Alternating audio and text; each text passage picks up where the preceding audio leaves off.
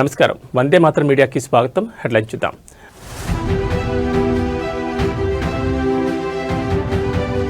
ఢిల్లీ పర్యటనలో ఉన్న Revanth Reddy global summit విజయంపై వివరించిన సీఎం.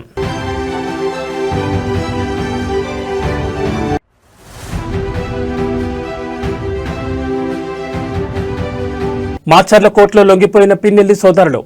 పిన్నెల్లి బ్రదర్స్ ముందస్తు బెయిల్ పిటిషన్ కొట్టివేసిన సుప్రీంకోర్టు.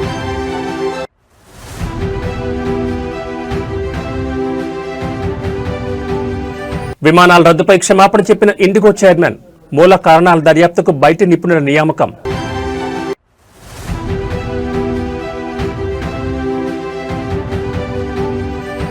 అమెరికాలో అధికారికంగా ప్రారంభమైన గోల్డ్ కార్డ్ పథకం.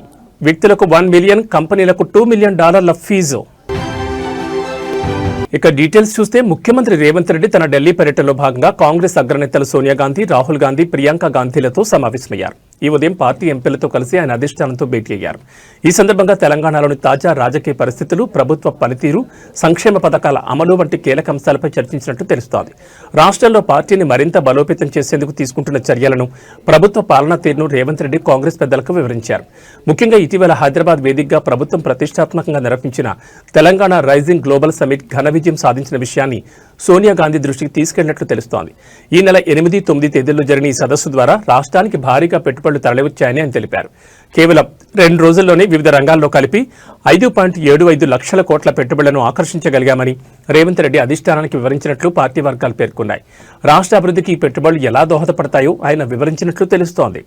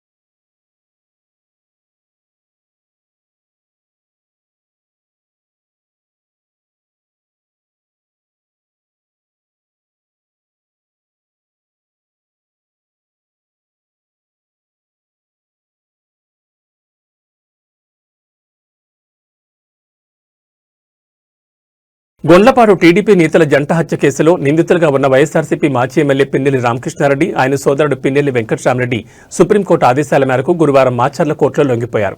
ఈ ఏడాది మే 24న పల్నాడు జిల్లా వెల్దుర్తి మండలం గొండ్లపాడులో తెలుగుదేశం పార్టీ నాయకులు జవిశెట్టి వెంకటేశ్వర్లు, జవిశెట్టి కోటేశ్వరరావు దారుణ హత్యకు గురైన విషయం తెలిసిందే. ఈ కేసులో ముందస్తు బెయిల్ కోసం పిన్నెల్లి సోదరులు చేసిన అభ్యర్థనను హైకోర్టు తిరస్కరించింది. అనంతరం వారు సుప్రీంకోర్టును ఆశ్రయించగా నవంబర్ 28న సుప్రీంకోర్టు వీరి ముందస్తు బెయిల్ను రద్దు చేసి 2 వారాల్లోగా కింది కోర్టు ముందు పోవాలన్న ఆదేశాలు జారీ చేసింది. సుప్రీంకోర్టు విధించిన గడువు ముగియనుండడంతో పిన్నెల్లి సోదరులు ఈ నిర్ణయం తీసుకున్నారు. ఈ లింగుబాటు నేపథ్యంలో ఎలాంటి అవాంఛనీయ సంఘటనలు చోటు చేసుకోకుండా పోలీసులు గురజాల సబ్ డివిజన్ పరిధిలో 144 సెక్షన్ విధించారు. దీంతో పాటు పోలీస్ యాక్ట్ 30 అమలు చేస్తున్నారు. పల్నాడు ప్రాంతంలో భారీ బందోబస్తు ఏర్పాటు చేసి ఉద్రిక్త పరిస్థితులు తలెత్తకుండా గట్టి చర్యలు చేపట్టారు. పలువురు వైసీపీ నాయకులకు ముందస్తు చర్యల్లో భాగంగా హౌస్ అరెస్ట్ చేశారు.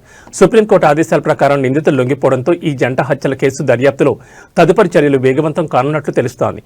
ఇటీవల ఈ కేసు విచారణలో భాగంగా సెక్షన్ 161 కింద నమోదు చేసిన డాక్యుమెంట్లు నిందితులకు ఎలా అందాయోనని సుప్రీంకోర్టు ధర్మాసనం ఆశ్చర్యం వ్యక్తం చేస్తూ ముందస్తు బెయిల్ పిటిషన్ కొట్టివేసిన విషయం తెలిసిందే.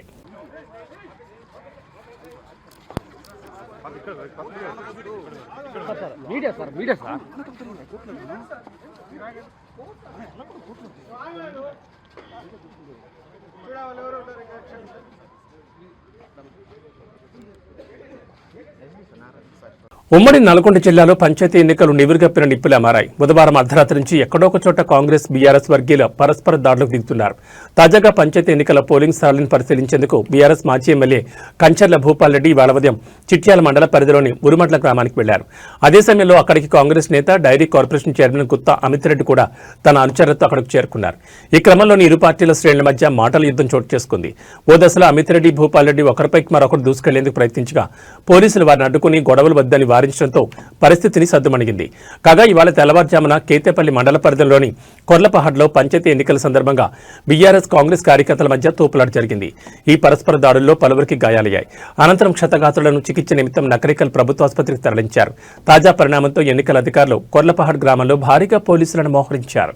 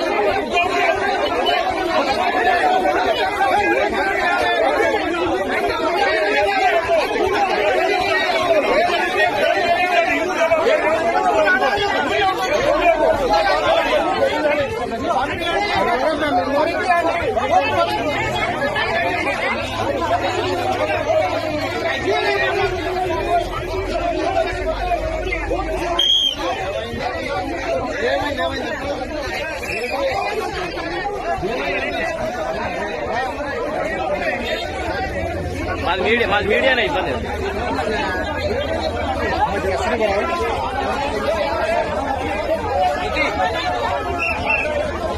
శృతి శృతి నడుస్తుంది.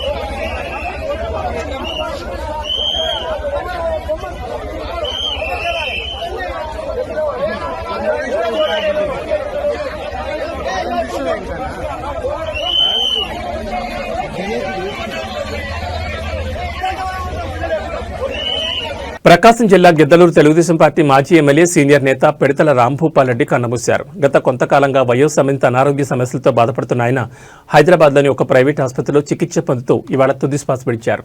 రాంభూపాల్ రెడ్డి 1994లో జరిగిన అసెంబ్లీ ఎన్నికల్లో టీడీపీ అభ్యర్థిగా గిద్దలూరు నియోజకవర్గం నుంచి పోటీ చేసి ఎమ్మెల్యేగా గెలుపొందారు. ఆ తర్వాత నుంచి ఆయన క్రియాశీలక రాజకీయాలకు దూరంగా ఉంటొచ్చారు.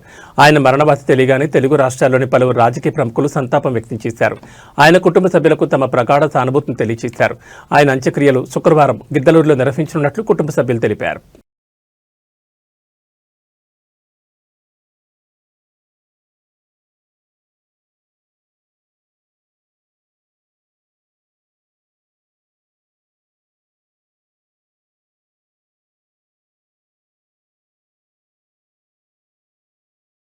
అనంతపురం జిల్లా కళ్యాణదుర్గం మున్సిపల్ చైర్పర్సన్ పదవి టీడీపీ కైవసం చేసుకుంది. మున్సిపల్ చైర్పర్సన్ గా తలారి గౌతమ్ ఎన్నికయ్యారు. కళ్యాణదుర్గం మున్సిపాలిటీలో మొత్తం 24 మంది కౌన్సిలర్లు ఉండగా టీడీపీకి 12 మంది కౌన్సిలర్లు, వైసీపీకి 12 మంది కౌన్సిలర్ల బలం ఉంది. అయితే ఎక్స్ అఫీషియో సభ్యులుగా ఎంపీ అంబికా లక్ష్మీనారాయణ, ఎమ్మెల్యే సురేంద్రబాబు ఓటేయడంతో మున్సిపల్ పీఠం టీడీపీ దక్కించుకుంది. ఈ గెలుపుతో తెలుగు తమ్ముళ్లు సంబరాలమేనంటాయి.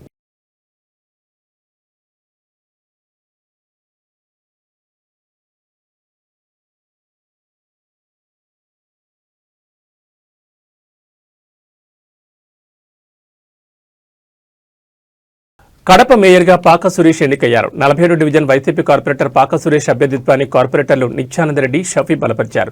దీంతో పాక సురేష్ మేయర్గా ఎన్నికైనట్లు జాయింట్ కలెక్టర్ అదితి సింగ్ ప్రకటించారు. వైసీపీకి 39 మంది కార్పొరేటర్లు ఉండగా 38 మంది సభ్యులు హాజరయ్యారు. మేయర్ పదవి ఆశించిన 10వ డివిజన్ కార్పొరేటర్ మల్లికార్జున అసంతృప్తితో ఎన్నికకు గైర్హాజరయ్యారు. ఇక తగినంత బలం లేకపోవడంతో మేయర్ ఎన్నికకు టీడీపీ దూరంగా ఉంది.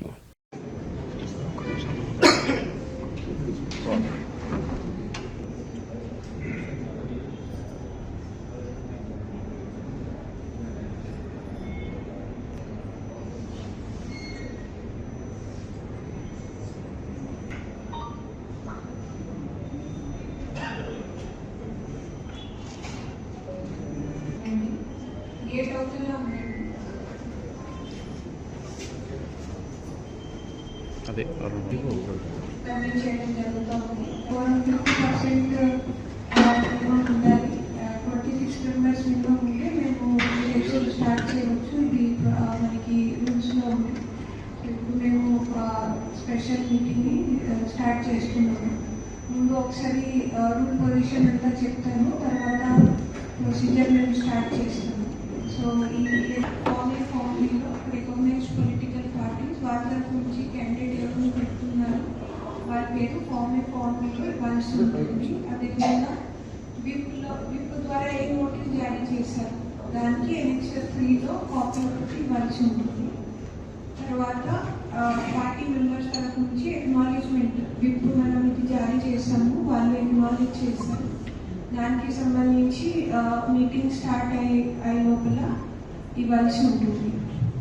మేడ్చల్ జిల్లా శామీర్పేటలోని బీసీ గురుకుల పాఠశాలలో తమకు సరైన భోజనం పెట్టడం లేదని, భవనం కూడా శిథిలావస్థకొచ్చిందని పోలీస్ స్టేషన్లో ఫిర్యాదు చేశారు విద్యార్థులు.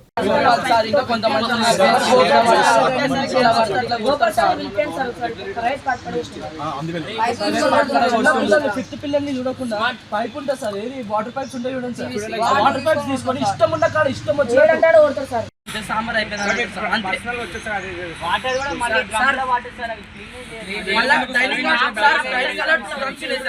అవి మేము వచ్చినప్పటి నుంచి చూస్తున్నాం సార్, మేము జాయిన్ అయినప్పటి నుంచి ఇప్పటి వరకు ఒకసారి కడగలే. దాని కింద బొగాన్లు ఉంటాయి, అట్లనే ఉంటాయి. ఇప్పటి వరకు ఒకసారి బొగాన్లు కడగలే, మళ్ళీ మొన్న సార్ మనం బాత్రూమ్ లో కడుకుంటాం కదా సార్, ఆ బ్రష్లతో మీద మేము స్నానం చేసే డ్రమ్లు కడుగుతాం సార్, బాత్రూమ్ కడిగే బ్రష్లతో. ఎస్టిమేట్ అయితే వేరే పిల్లలు వచ్చింది సార్, ఇట్లా తింటున్నారు ఈ అన్నం అని మమ్మల్ని తిడుతున్నారు సార్. వాళ్ళు ఇట్లా పెడుతున్నారు మీ సార్ ఎట్లా అనిపిస్తుంది మీరే చెప్పండి.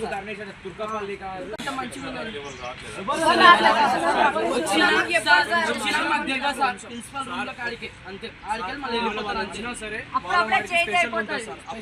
ఒక్క పూట మంచిగా పెడతారు సార్ అంతే.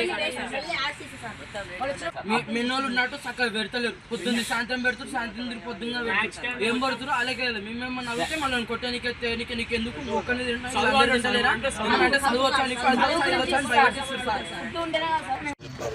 స్టేషన్ దాకా వచ్చినంటే చాలా ఇబ్బంది కదా. ఇబ్బంది అర్థం చేసుకోండి సార్, ఓకే కానీ కమిటీ మీటింగ్ కూడా పెట్టాను, పెట్టి చెప్తాను. ఇట్లాంటి సిచ్యువేషన్స్ ఉన్నాయి, కొద్దిగా నెక్స్ట్ రాకుండా వాళ్ళు కొద్దిగా హ్యాండ్ పవర్తో తగ్గిపోయింది, కొన్ని విషయాలు ఉన్నాయని చెప్పాను అలాగే.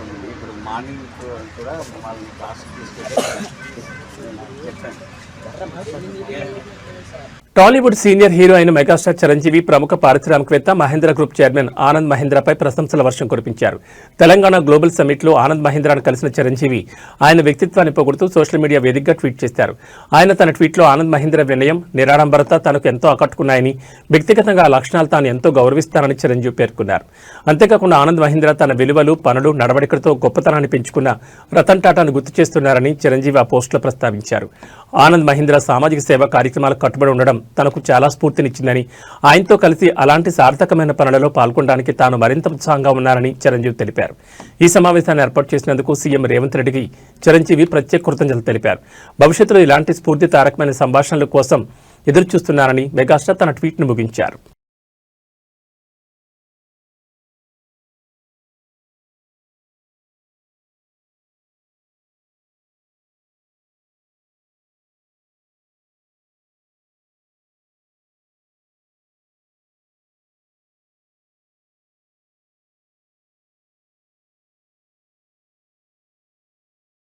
ఇటీవల భారీ సంఖ్యలో విమానాలు రద్దు కావడం, ఆలస్యం అవడంపై ఇండిగో ఎయిర్లైన్స్ ప్రయాణికులకు క్షమాపణ చెప్పింది. ఈ భారీ కార్యాచరణ వైఫల్యానికి గల మూల కారణాలను గుర్తించేందుకు బయటి సాంకేతిక నిపుణులతో దర్యాప్తు జరిపిస్తామని సంస్థ చైర్మన్ విక్రమ్ సింగ్ మెహతా గురువారం ప్రకటించారు. భవిష్యత్తులో ఇలాంటి సంఘటనలు పునరావృతం కాకుండా చూసేందుకే ఈ నిర్ణయం తీసుకున్నట్లు ఆయన ఒక ప్రకటనలో తెలిపారు. ఈ నెల 3 నుంచి 5 మధ్య జరిగిన ఈ పరిణామాల వల్ల వేలాది మంది ప్రయాణికులు తీవ్ర ఇబ్బందులు పడ్డారని మెహతా అంగీకరించారు. చాలా మంది ముఖ్యమైన వ్యక్తిగత కార్యక్రమాలు, వ్యాపార సమావేశాలు, వైద్య అపాయింట్మెంట్లు కోల్పోయారు. జరిగిన దానికి మేము మనస్ఫూర్తిగా చింతిస్తున్నామని ఆయన పేర్కొన్నారు. సీఈఓ పీటర్ ఎల్బర్స్ నేతృత్వంలోని యాజమాన్యం సర్వీసులను పునరుద్ధరించడంపై దృష్టి పెట్టాలనే ఉద్దేశంతోనే తాము వెంటనే ప్రకటన చేయలేదని వివరించారు. అంతర్గత సమస్యలతో పాటు వాతావరణం అనుకూలించకపోవడం, కొత్త సిబ్బంది రోస్టరింగ్ నిబంధనలు, ఏవియేషన్ వ్యవస్థలో రద్దీ వంటి అనేక కారణాల వల్ల ఈ అంతరాయాలు ఏర్పడ్డాయని మెహతా తెలిపారు. కావాలనే సంక్షోభం సృష్టించామని లేదా పైలట్ అలసట నిబంధనలను ఉల్లంఘించామని వస్తున్న ఆరోపణలను ఆయన ఖండించారు.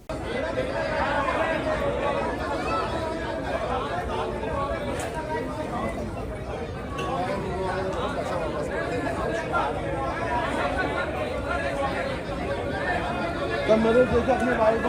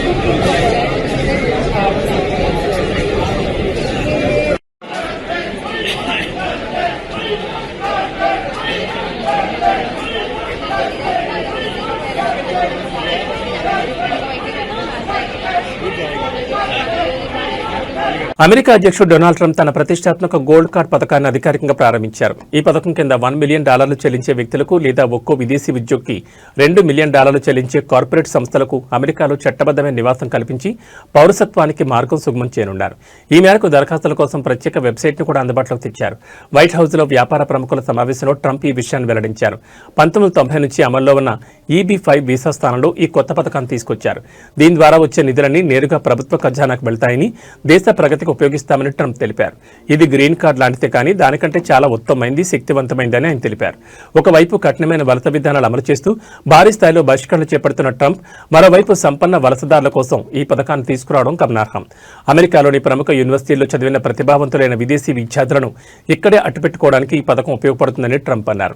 ఈ పథకం ద్వారా దరఖాస్తు చేసుకునే వారి నేపథ్యాన్ని క్షుణ్ణంగా పరిశీలించేందుకు $15,000 ఫీజు వసూలు చేస్తామని వాణిజ్య కార్యదర్శి హోవార్డ్ లట్నిక్ తెలిపారు. భారత్, చైనా, ఫ్రాన్స్ వంటి దేశాల నుంచి వచ్చే అత్యుత్తమ గ్రాడ్యుయేట్లు ఈ గోల్డ్ కార్డు పొందొచ్చని ట్రంప్ పేర్కొన్నారు.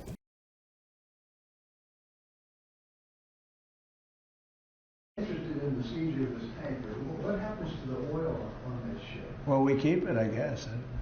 Where does it go? What port does it go to? Well, you have to follow the tanker. You know, you're a good newsman. Just follow the tanker. Do you know where Follow, it's going? Was it follow going it. to Get a helicopter and follow the tanker. Is it true it's going to But we're gonna, I assume we're gonna keep the. మనుషుల మధ్య విభేదాలు వస్తే రెండుగా విడిపోయి గొడవపడడం చూస్తూ ఉంటాం. అలాంటిది కోతుల సమూహం 2 గ్రూపులుగా విడిపోయి భీకర యుద్ధం చేసుకుంటే ఎలా ఉంటుంది? తాజాగా అలాంటి ఘటన హైదరాబాద్ పోచారం సర్కిల్లో జరిగింది. ప్రతాప సింగారంలో సుమారు 60 కోతులు 2 గ్రూపులుగా విడిపోయి గ్యాంగ్ వార్కి దిగాయి. ఇవాళ ఉదయం సింగారం ప్రధాన కూడల్లో ఈ ఘటన జరిగింది. 2 గ్రూపులుగా విడిపోయిన ఒక గుంపు కోతులను మరొక గుంపు కోతులు తరుముతూ వానర్ యుద్ధాన్ని దిగాయి. పరస్పరం తరుముకుంటూ ఆ ప్రాంతంలో హడలెత్తించాయి.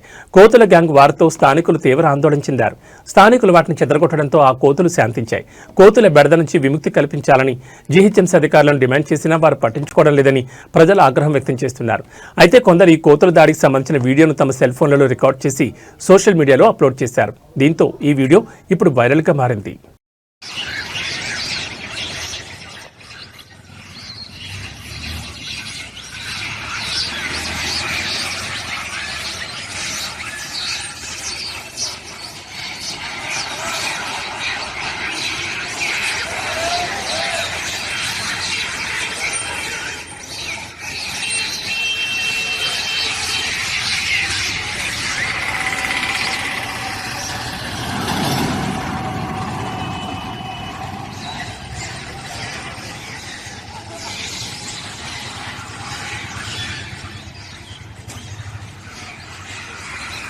మెదక్ జిల్లా వెల్దుర్తి మండలంలోని చెర్లపల్లి, శంసిరెడ్డిపల్లి తాండా, బస్వాపూర్ గ్రామాల్లో సర్పంచ్ వార్డు సభ్యుల స్థానాలకు ఒక్కొక్కటి నామినేషన్ దాఖలైంది.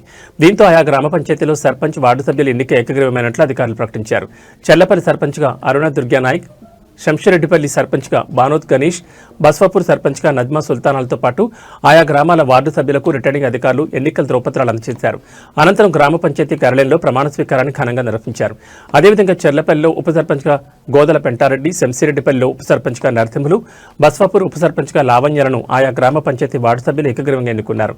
ఈ సందర్భంగా పంచాయతీల్లో ఏకగ్రీవంగా గెలుపొందిన సర్పంచ్ వార్డు సభ్యులను పలువురు శాలువాలతో సత్కరించి మిఠాయిలు తినిపించారు. ఈ కార్యక్రమంలో ఎన్నికల రిటర్నింగ్ అధికారులు శ్రీనివాస్, స్వామి, సాంబయ్య, పంచాయతీ కార్యదర్శి విఠల్, మాజీ సర్పంచుల ఫోరం అధ్యక్షుడు అశోక్ రెడ్డి, సర్పంచ్ రమావత్, శాంతి తదితరులు పాల్గొన్నారు. శంషరెడ్డిపల్లి తాండా మండల్ వెల్దుర్తి, బానోత్ గణేష్ మా తండ్రి గారు ఈ గ్రామం ఏకీకరణ చేయడం జరిగింది. ఈ గ్రామాన్ని మంచి దారిలో తీసుకెళ్లాలని, మంచి అభివృద్ధి చేసుకుందామని చెప్తున్నాము.